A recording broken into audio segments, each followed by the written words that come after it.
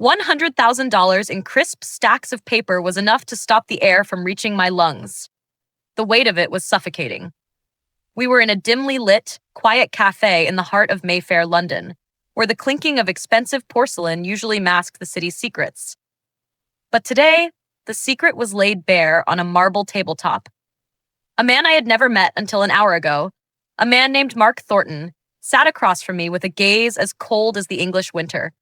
He had just clicked open the heavy metal latches of a black briefcase, revealing a sea of Benjamin Franklins that seemed to glow under the soft amber lights. He did not look like a man making a bribe. He looked like a soldier handing over ammunition. His words were a sharp blade cutting through the silence. $100,000 right now, he whispered, his voice steady and devoid of warmth. Do not file for divorce. Not yet. Give me 3 months. My name is Emily Woods. I am 35 years old, a woman who spent the last 7 years of her life believing she was building a fortress of stability. I was a freelance translator, a woman who lived in the nuances of words, yet I had completely missed the subtext of my own life. I had been married for 7 years to David Sterling, 7 years of shared breakfasts, whispered promises, and the quiet accumulation of ordinary days that I mistook for a permanent sanctuary. But as I looked at that mountain of cash, I realized my sanctuary had been a gilded cage, and the lock had been broken long ago. My heart was pounding against my ribs like a trapped bird. Mark Thornton was not just a stranger. He was the husband of my husband's mistress. We were two ghosts, haunted by the same betrayal, sitting face to face in a room full of people who had no idea our worlds had just imploded. I remembered the beginning. I remembered the blind date where I first met David. He was a project manager for a mid-sized construction firm, a man of quiet strength and few words. He wasn't flashy or grand. He exuded a sense of reliability that felt like home. My parents had been so relieved when I married him. He was stable. He was sincere. He was the kind of man who woke up at exactly 7 in the morning, kissed my forehead, and returned every evening for a shared dinner. We went grocery shopping on weekends and saw movies at the local cinema. It was a life of beautiful, unremarkable rhythms. I thought we were building something uniquely ours, a foundation that would withstand any storm. David was never much of a talker, but he brought me lilies on our anniversary and baked a lopsided cake for my birthday. I chose to believe his silence was peace, not a void. The rot started last autumn. It was subtle at first, like a hairline crack in a foundation that you ignore until the ceiling begins to sag. David started staying late at the office, blaming a massive project in the city. He would come home at 11 at night, then midnight, and eventually after 1 in the morning. His face was always etched with a fatigue that seemed so genuine it made my heart ache for him. I packed him insulated containers of soup and left them by the door. I told him to hang in there. I was the supportive wife, the anchor in his storm. But then, the background on his phone changed. Our wedding photo was replaced by a monochromatic landscape of a desolate mountain. He said he just felt like a change. Then came the long showers. He would scrub himself for 30 minutes the moment he walked through the door, emerging smelling of an expensive, sharp cologne he had never owned before. His wardrobe shifted from worn-out flannels to tailored shirts.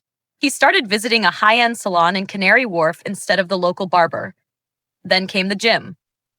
David, a man who had never cared for exercise, suddenly began leaving every Saturday morning for a fitness center in the city. He would return vibrant, his eyes alive in a way that work never made them. A wife knows the frequency of her husband's soul, and David's frequency had shifted into a channel I could no longer hear. The silence between us grew from a peaceful hum into a thick, impenetrable wall. We would sit at dinner, and he would stare into his phone, his thumb flicking across the screen in a rhythmic, obsessive motion. When I asked what he was thinking, he would say nothing. I felt alone in my own skin, a tenant in a house that no longer belonged to me. The final shattering occurred 1 month ago.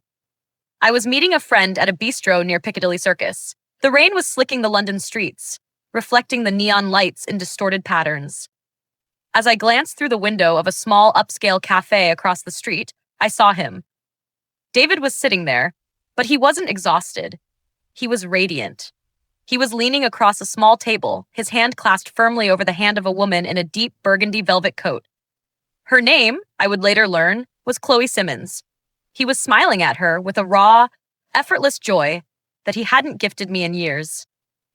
My legs turned to water. The air left the bistro.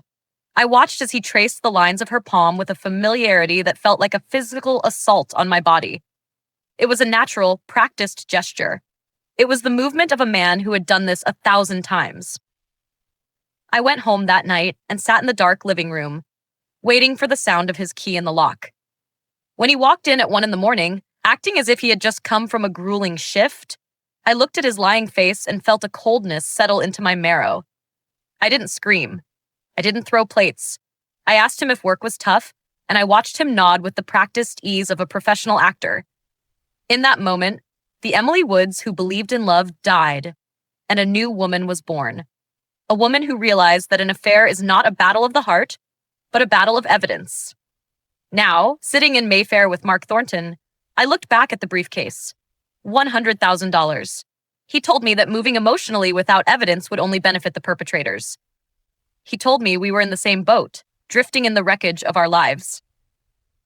If you file now, you lose, Mark said, his voice a low growl. We end this perfectly. We end this legally. We end this so they have nothing left. I realized then that responding with cold calculation produces an entirely different outcome than collapsing under the weight of grief. I looked at the money, then at the man who had been wronged, just as I had. I reached out and touched the edge of the briefcase. The deal was struck.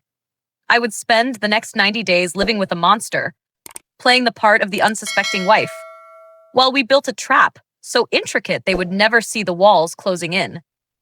The 7 years were over, but the reckoning was just beginning. The walk to the law office of Johnson & Associates in the heart of the city of London felt like a march toward my own execution. The glass towers of the financial district loomed over me like sharpened blades, reflecting a gray, uncaring sky. I stepped into a world of polished mahogany and sterile silence, carrying the weight of my shattered life in a small leather handbag. Robert Johnson sat across from me, his expression a mask of professional neutrality. I told him about the bistro, the burgundy coat, and the hand-holding that had rewritten my history in a single second. I expected outrage. I expected a champion who would smite the man who had betrayed me. Instead, I received a cold dose of legal reality that chilled me to the bone. Emily, he said, leaning forward with a sigh that felt like lead, you must understand that in this building, knowing is not proving. The law does not care about the heat of your anger or the depth of your sorrow. It cares about ink on paper and frames in a video. His words stripped me bare. He explained that without irrefutable, objective evidence, my 7 years of loyalty were merely a footnote. If I filed for divorce now, based only on a fleeting glance through a window, the court would treat us like any other dissolving partnership. We would split the house, the savings, and the retirement funds 50-50. I would be forced to hand over half of my life to the man who had been spending his nights in the arms of another woman. The unfairness of it burned in my throat like acid. David was the thief, yet the law was prepared to let him walk away with the loot. I left that office feeling smaller than I ever had before. I realized that my marriage had become a crime scene, and I was the only detective on the case. The weeks that followed were a descent into a private hell.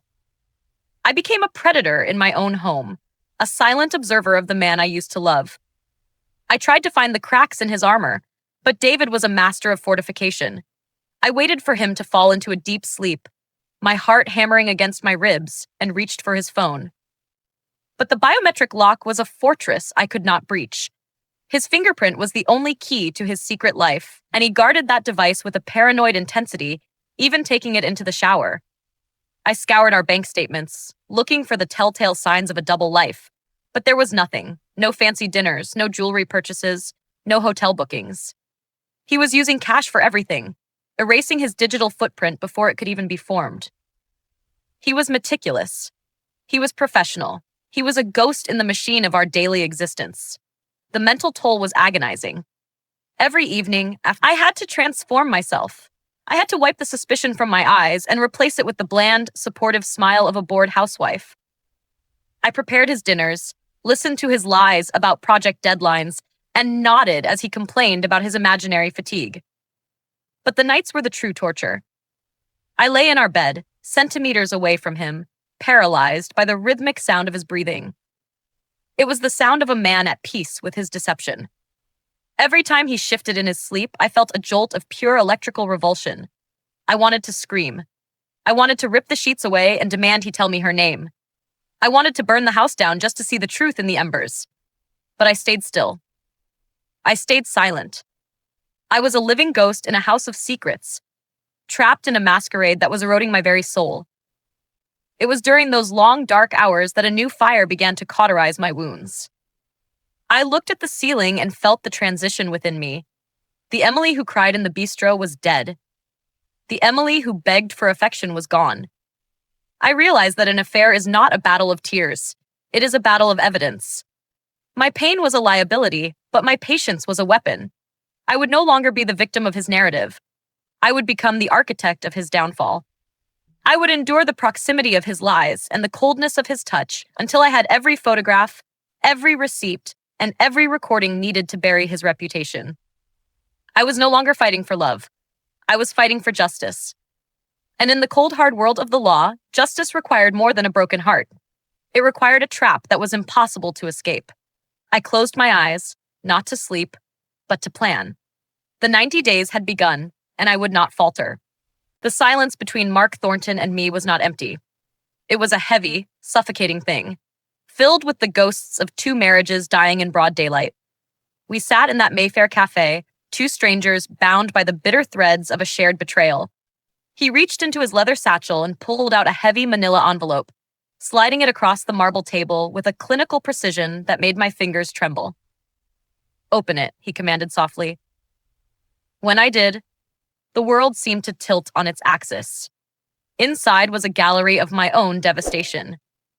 There were photographs of David and Chloe Simmons, captured in the hazy light of Greenwich Park, their bodies leaning into each other with a gravity that I had thought belonged only to us. I saw them emerging from boutique hotels in Shoreditch, their faces flushed with the secret thrill of their transgression. I saw them at candlelit dinners in hidden bistros, sharing wine and whispers while I sat at home, waiting for a husband who no longer existed. Every image was a puncture wound to my soul. Mark watched me with eyes that had already abandoned hope. "I have been tracking them for months," he said, his voice a low, steady hum of controlled fury. "I hired the best investigators money could buy. I have their patterns, their favorite haunts, and the exact timing of every lie." My breath hitched as I looked at a photo of David kissing her cheek under a street lamp. It was so domestic, so comfortable. It was not just a fleeting affair. It was a parallel life they were building on the ruins of ours. Mark leaned in, his shadow stretching across the table like a dark promise. "If we strike now, Emily, they will call it a mistake. They will weep and beg for mercy, claiming it was a momentary lapse in judgment. They will walk away with 50% of everything we built, because the law is often lenient on the impulsive. But if we wait, if we let them sink deeper into this mire, until they are living together, until their lives are so intertwined they cannot untangle them, then it becomes legally undeniable. We do not want a scandal. We want a total eclipse of their future." He was asking me to become an actress in a tragedy. He was asking me to go home to a man I loathed and play the part of the oblivious, doting wife for another 90 days. The thought of it made my skin crawl. But the logic was as sharp as a diamond. Mark then pushed the briefcase toward me again, the $100,000 shimmering like a pact. "This is not for your silence," he clarified. "This is compensation for the emotional labor of the next 3 months. It is the cost of the mask you must wear every single day. It is for the nights you will spend lying next to a liar, pretending you do not hear the echoes of his infidelity." I looked at the money and then at the cold resolve in Mark's face. This was no longer about love or the hope of reconciliation. This was an alliance of the betrayed. I reached out and placed my hand on the envelope, feeling the weight of the evidence beneath my palm. I accepted the deal. I accepted the money. In that moment, we formed a silent, invisible pact that the world would never see coming. We were two victims who had decided to become the architects of our own justice. I realized that my divorce would not be a desperate flight from pain, but a calculated execution of a justice long overdue.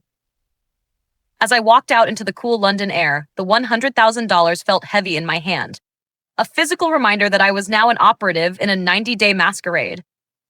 The sting of the betrayal was still there, but it was now overlaid with a cold, sharpening purpose. I was no longer just a woman being cheated on. I was a woman preparing for a reckoning that would leave nothing but ashes in its wake. Mark and I had become the shadows that would eventually swallow David's light. The game had truly begun. The masquerade was a poison I drank every morning, a bitter tonic that I swallowed with a forced smile and a steady hand.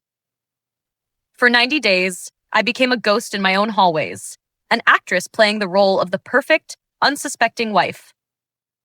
I packed David's silk ties and ironed his crisp white shirts, my fingers brushing against the fabric he would soon shed in another woman's bedroom. I felt the heat of his lies every time he kissed my cheek and murmured about late-night board meetings and grueling deadlines. My husband, the man I had once believed was my bedrock, had become a stranger whose every word was a calculated strike against our 7-year relationship. But I did not flinch. I did not weep. I channeled my grief into a cold, diamond-hard resolve. I became a shadow. In the quiet hours before dawn, I crept into our garage and installed a small, magnetic GPS tracker beneath the frame of his car. I watched the glowing red dot on my phone screen as he moved through the city, tracing a path of betrayal that led straight to a shimmering glass tower in Canary Wharf. Through Mark's network, I discovered the ultimate proof, a lease for a luxury flat overlooking the Thames, signed in David's name. He hadn't just found a mistress. He had built a second life. He was nesting in the heart of the financial district, furnishing a sanctuary of sin with the very money we had saved for our future.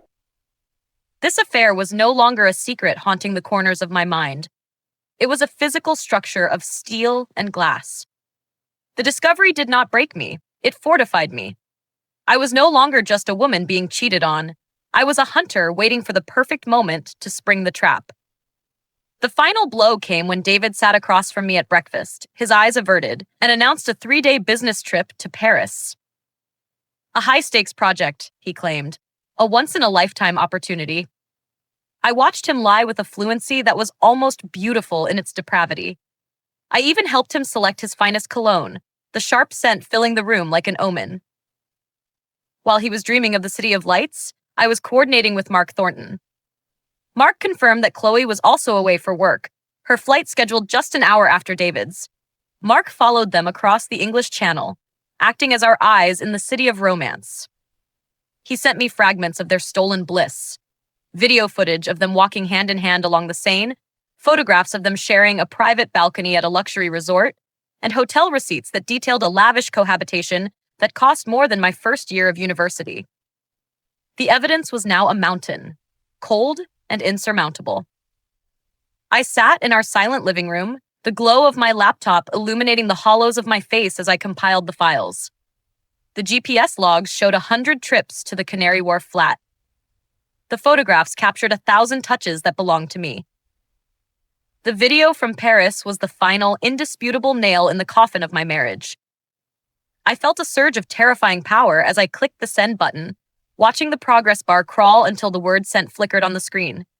Everything, every lie, every secret, every stolen moment was now in the hands of my lawyer.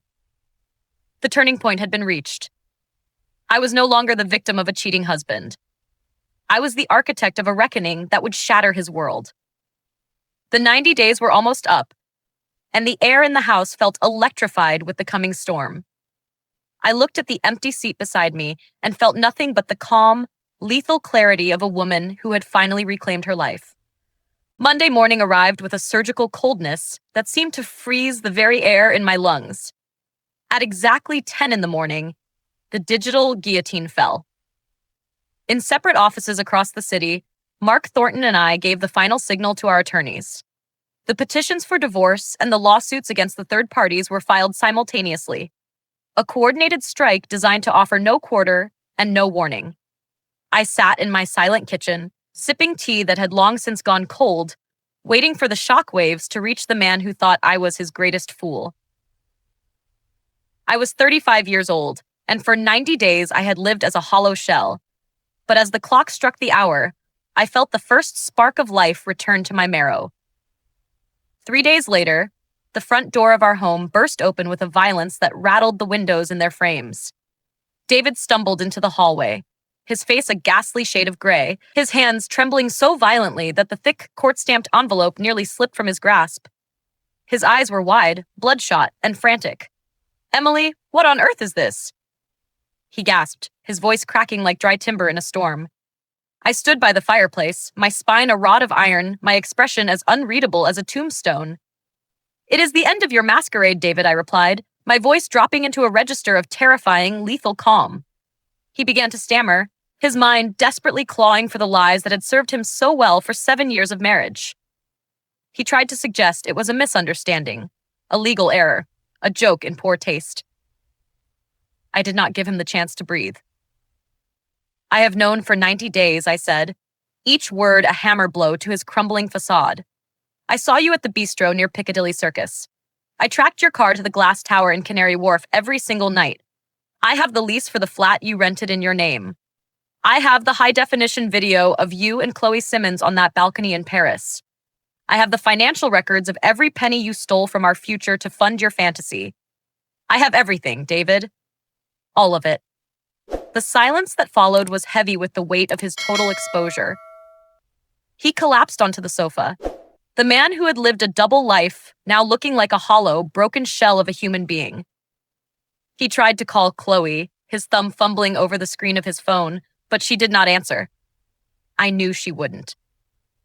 Mark had already confronted her at her office, serving her with his own set of papers at the exact same hour. The two of them, who had believed their secret world was impenetrable, were now drowning in a sea of legal and social consequences. The fortress of lies they had built had turned into a prison. The battle in the courtroom was not a debate. It was a swift, clinical execution of justice. My attorney, Robert Johnson, presented the mountain of evidence we had meticulously gathered during my alliance with Mark. Because of the premeditated nature of the affair, the blatant cohabitation, and the calculated use of our shared marital funds to lease a luxury apartment, the judge was merciless. The law, which I once feared would fail me, became my shield. I was awarded 60% of our total marital assets and an additional $45,000 in damages for the emotional trauma and the systematic deception he had orchestrated. It was a victory of the cold mind over a shattered heart. David and Chloe did not find their happily ever after in the wreckage of our lives. As the pressure of the simultaneous lawsuits mounted, their romance disintegrated into a bitter, ugly cycle of mutual blame. David was forced to resign from his firm when the details of his misconduct reached the directors, and Chloe was dismissed from her agency as her reputation evaporated in the heat of the scandal.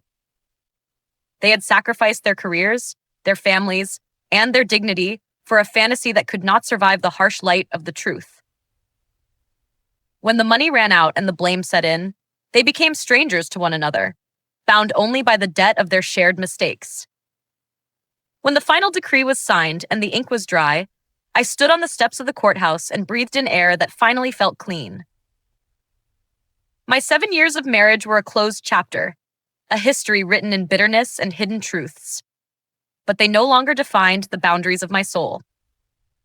I walked away not as a victim of broken trust, but as a woman who had reclaimed her identity through the fire of her own resolve. I was no longer Emily the wife. I was simply myself, reborn from the ashes of a calculated betrayal. The house was sold, the assets were divided, and for the first time in months, I did not have to wear a mask. I looked out at the London skyline and realized that my divorce was not my ending. It was my rebirth. I had protected my dignity, I had secured my future, and I was finally free.